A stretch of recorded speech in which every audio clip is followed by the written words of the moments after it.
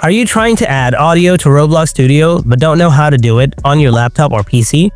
If you want to make your game more exciting with music or sound effects, this video is for you. In this video tutorial, I'll show you exactly how to add audio in Roblox Studio, step by step. So let's get started. First, open your Roblox Studio. Then load your place. At the top menu bar, click on View. Then click on this toolbar icon. Now from here, you can access the toolbar section. Click on Inventory beside Creator Store. Now click on this down arrow and select My Audio. From here, you can add all your uploaded audio.